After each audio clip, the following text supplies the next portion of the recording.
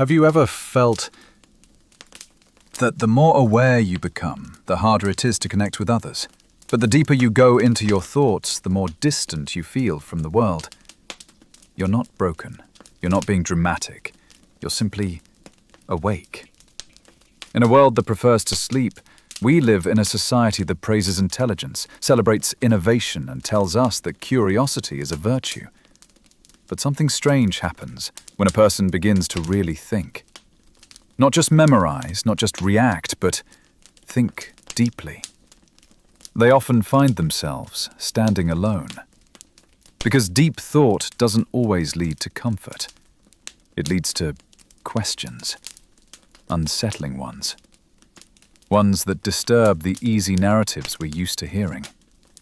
Most people don't want truth, they want reassurance. And those who seek truth, they often find silence in return. They see the cracks in the system. They question the rules everyone else lives by. They look at the world and don't just ask how it works. They ask why it works that way at all. And that kind of curiosity, it comes with a cost. Psychologists say it's not intelligence itself that people resist. It's what that intelligence reveals.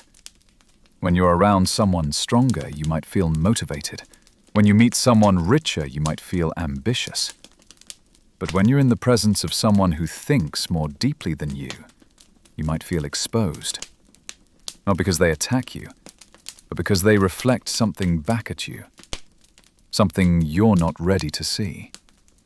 Your blind spots, your borrowed beliefs, your assumptions left unchallenged. This is what they call ego disruption. Our identities are built on what we believe to be true. And when someone, even silently, shakes that foundation, we don't engage. We retreat. Or we laugh, or we roll our eyes. Because that's easier than facing what we don't want to confront. But why is this so hardwired into us? Because for most of human history, survival depended on belonging, not thinking. Tribes kept us alive. Fitting in meant protection. Being the outsider meant danger. And danger meant death. So even today, in our modern, hyper-connected world, our brains still treat disagreement as threat.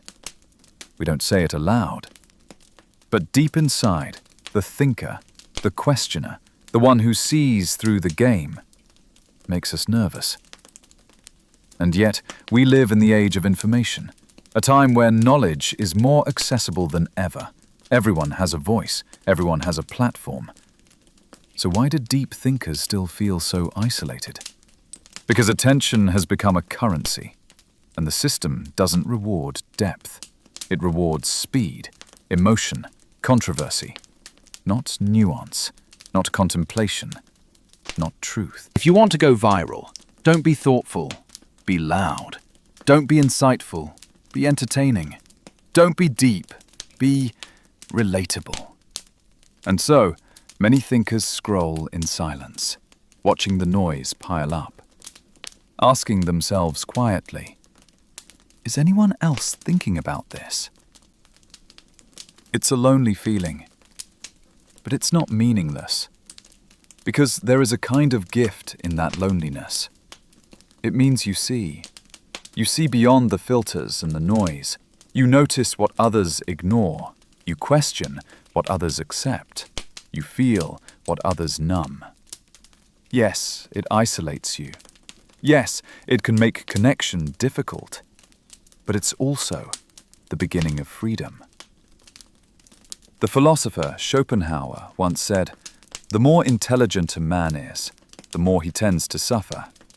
Not because he's cursed, but because he sees too clearly to take comfort in illusion. While others seek pleasure, the thinker seeks truth. Even when that truth is cold, even when it isolates, even when it hurts."